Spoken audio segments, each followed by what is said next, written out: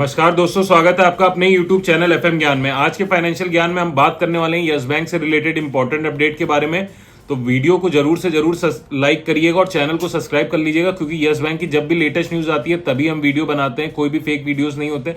Already 150 से ज्यादा video हमने बनाए जिसपे काफी सारा आपका प्यार मिला है। तो चलिए वीडियो स्टार्ट करते हैं। वीडियो स्टार्ट करने से पहले एक छोटी सी जानकारी, अभी हमने ग्रो ऐप के थ्रू SIP करा था, एक म्यूचुअल फंड में इन्वेस्टमेंट करा SIP मोड में, और 16 महीने तक हमने 4000 तक रुपए लगाए हैं हर महीने। तो उसमें हमें कितना मिला, क्या प्रॉफिट हुआ, क्या लॉस हुआ, उस वीडियो को जाके जरूर चेकआउट करें ये चीज जानने के लिए। तो चलिए डायरेक्ट हम लोग यहाँ पर न्यूज पे आ जाते हैं।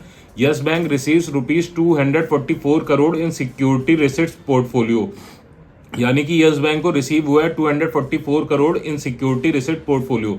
This is with reference to our earlier disclosure pertaining to sale of NPA non performing asset portfolio to JC flower ARC on December 17, 2022।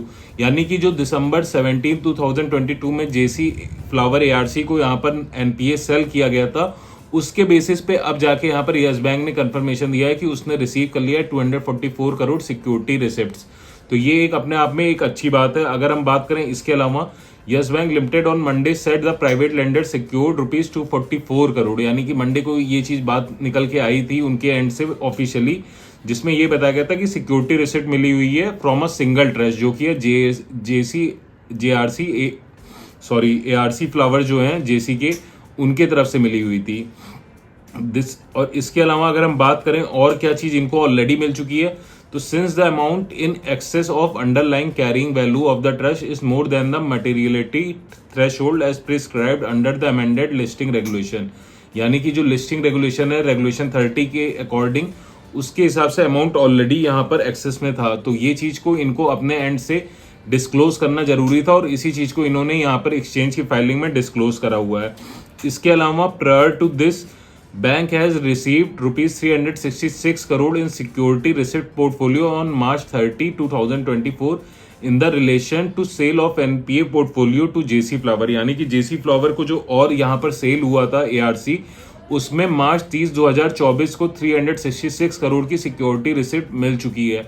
यानी कि 366 करोड़ की रिसिप्ट कंफर्मेशन आया था March 30 को, और फिर यहाँ पर अप्रैल में नया कंफर्मेशन आ जाता है जिसमें 266 करोड़ का रिसिप्ट की बात हो चुकी है कंफर्मेशन।